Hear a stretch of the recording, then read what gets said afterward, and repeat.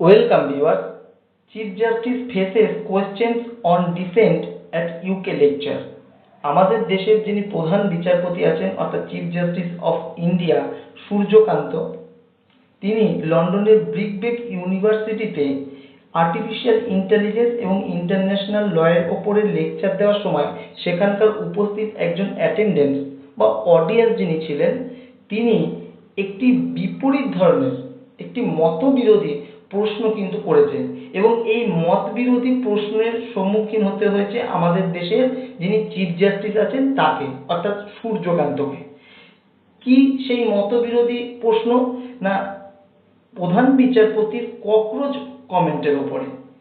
বেশ কিছুদিন আগে একটি মামলা চলাকালীন আমাদের দেশে যিনি প্রধান বিচারপতি আছেন সেই প্রধান বিচারপতি ককরোচ বলে একটি মন্তব্য করেছিলেন এই দেশের বেকার অর্থাৎ আনএমপ্লয়েড তরুণ সমাজকে। তিনি বলেছিলেন যে এদেশের কিছু বেকার অর্থাৎ আনএমপ্লয়েড তরুণ সমাজ হচ্ছে আরশোলা এবং তারা পরজীবী, এমন মন্তব্য করেছিলেন এবং সেই মন্তব্যের জেরেই কিন্তু আজকে প্রধান বিচারপতির সেই লেকচার চলাকালীন সেখানে উপস্থিত অর্থাৎ লন্ডনের ব্রিকবেক ইউনিভার্সিটিতে উপস্থিত একজন অডিয়েন্স কিন্তু তাকে মতবিরোধী একটি প্রশ্ন করেছেন এবং এই মতবিরোধী প্রশ্নের সম্মুখীন হতে হয়েছে আমাদের দেশের প্রধান বিচারপতিকে। এবং এই ঘটনার জেরে সেখানকার যে হাই কমিশনার অর্থাৎ লন্ডনে ভারতের যে হাই কমিশন, সেখান থেকে এই ঘটনাকে নিন্দনীয় বলা হয়েছে such indecorous audience behaviour is unacceptable.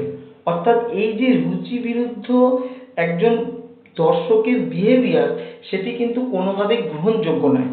দেখুন, প্রধান বিচারপতির এই যে প্রশ্নটার সম্মুখীন হয়েছে সেটিকে নিন্দনীয় ঘটনা বলা হয়েছে। প্রধান বিচারপতির লেকচার চলাকালীন তার মতের বিরুদ্ধে কোনো প্রশ্ন করা হয়েছে বলে সেটিকে নিন্দনীয় ঘটনা বলা হয়েছে।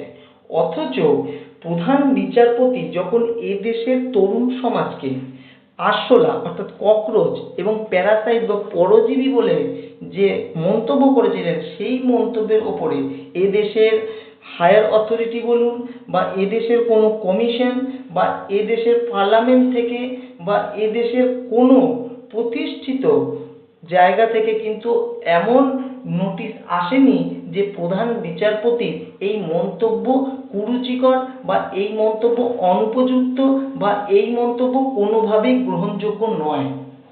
এদেশের বেকার সমাজ, এদেশের বেকার তরুণ সমাজ, এদেশের বেকার যুব সমাজকে যে ভাষায় অর্থাৎ যে ককরোচ এবং প্যারাসাইট বা পরজীবী বলা হচ্ছে, সেটি যে কোনোভাবেই রুচিসম্মত নয়, সেটা নিয়ে কিন্তু কোনো নোটিশ পাবলিকলি প্রকাশ করা হয়নি এবং কোনোভাবেই কিন্তু আমাদের দেশের যিনি প্রধান বিচারপতি আছেন তার যে মন্তব্য কোনোভাবেই রুচিসম্মত নয়, সেই নিয়ে কিন্তু কোনো মন্তব্য করা হয়নি।